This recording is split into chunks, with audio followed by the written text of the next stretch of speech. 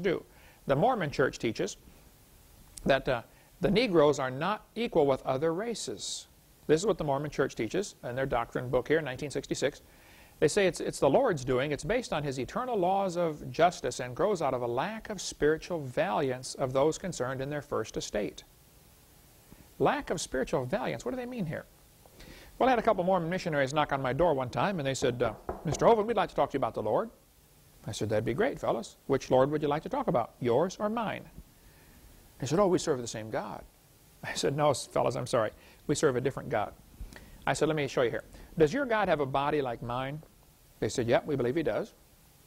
I said, okay, my Bible says God's a spirit, and they that worship Him must worship Him in spirit and in truth. I said, does your God live on the planet Kolob, K-O-L-O-B? They said, yeah, we believe He does. I said, well, my Bible says God is all places. The eyes of the Lord are everywhere. He's not living on a planet. He's every place at the same time. That's God. I said, does your God have thousands of wives? He said, yeah, we believe He does. I said, does your God have normal physical relations with those wives and produce spirit children up in heaven? They said, yeah, we believe He does. I said, now, does your God produce the spirit in heaven and the human couple on earth only produces the body? Is that what you guys teach? They said, yeah, that's correct. I said, now, if the spirit baby in heaven is a valiant spirit baby, if it's a good spirit baby, when it comes to earth it gets a white-skinned body. But if it's a bad spirit baby, it gets a black-skinned body. Is that what you believe? They said, well, you're not supposed to know that, but yeah, that is what we teach. I said, fellas, I know you got the little tag on that says elder, even though you're 17. I said, I've been married, now it's been nearly 30 years. I said, I've got 3 children, grown, got grandchildren. I said, I taught biology and anatomy. I used to raise hamsters. I said, did you know there are 2 babies born on earth every second, 24 hours a day, 7 days a week, nonstop? And your God supplies a spirit for each one. I said, when does He get time to answer your prayers? Of course, they knocked the dust off their feet, and they never came back. I don't know what happened to them. But the Mormon church teaches that the Negroes are a result of a lack of spiritual valiance in the first estate. That is stupid, okay? That's not true. They say, Cain, Ham, and the whole Negro race were cursed with a black skin, the mark of Cain. Peterson said, if a Mormon apostle, if there's one drop of Negro blood in my children, they received the curse. Brigham Young said, shall I tell you the law of God in regard to the African race? If the white man who belongs to the chosen seed mixes his blood with the seed of Cain, the penalty under the law of God is death on the spot. This will always be so. There's a good book you ought to get called The Secret History of the Mormon Church to see what's happened, how many people were killed trying to leave the Mormon Church. I mean, it was a serious thing in the early days. I don't know if it still is. I would hope not, but it certainly was. Read the book about secret history. Okay, the third theory about the races says that Noah put a curse on Canaan, his grandson, Canaan.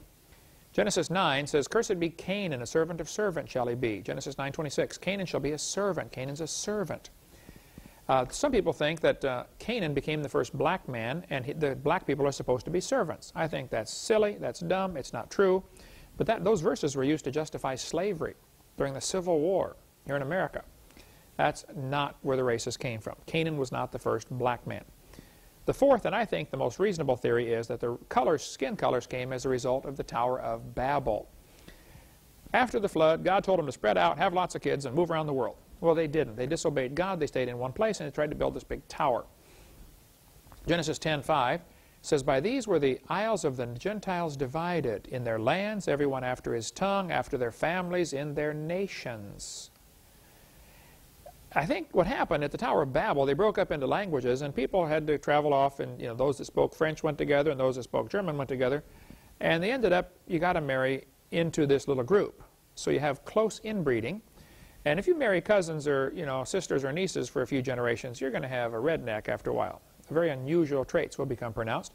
This is what happened to the Habsburg dynasty. They had to marry royalty. Well, pretty soon they started looking really strange. Long nose, weird-looking face, great big chins, 6 fingers, sometimes hemophiliacs. I mean, a lot of serious problems in the Habsburg dynasty. But Genesis 10:32 said the families of Noah is what created the nations and also the languages. There's a good book by Bill Cooper you can get called After the Flood, which deals with this topic in great detail.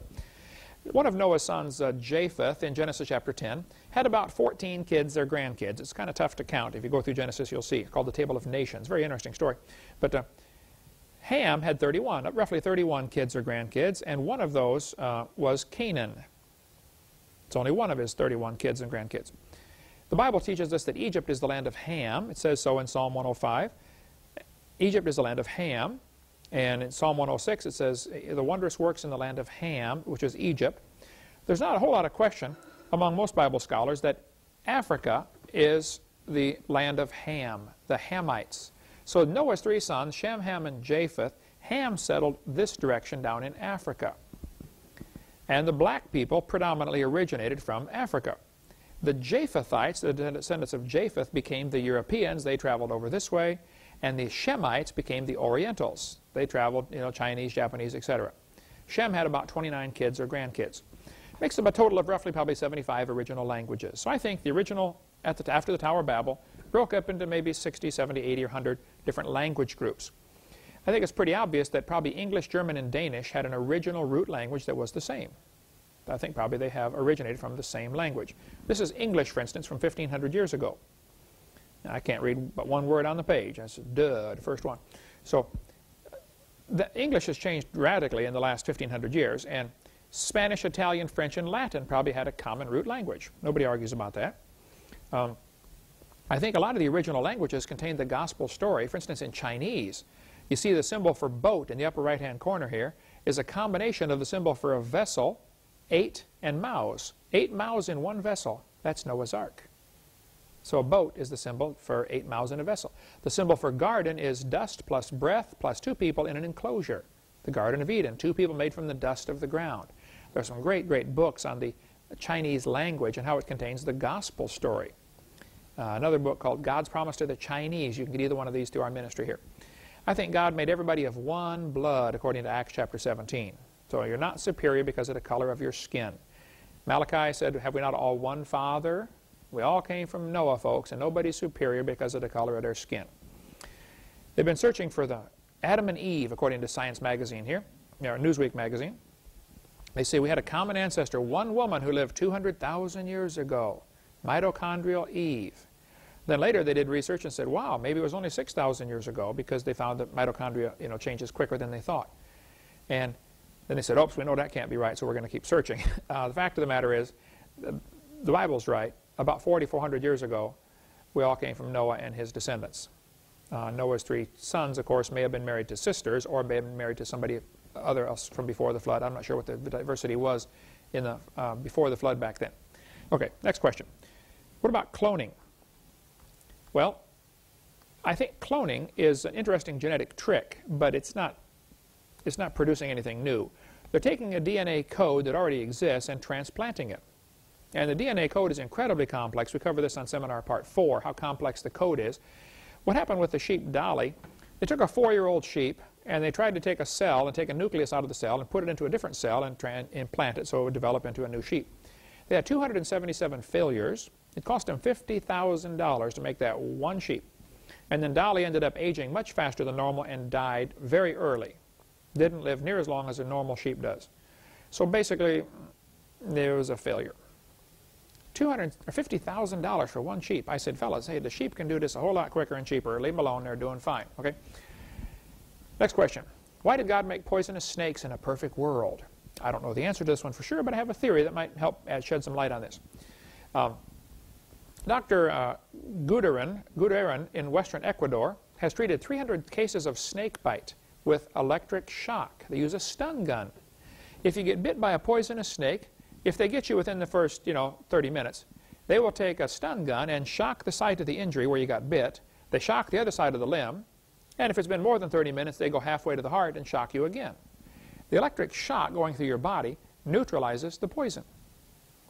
A lot of people in jungle areas now are carrying little stun guns, and if you get bit by a poisonous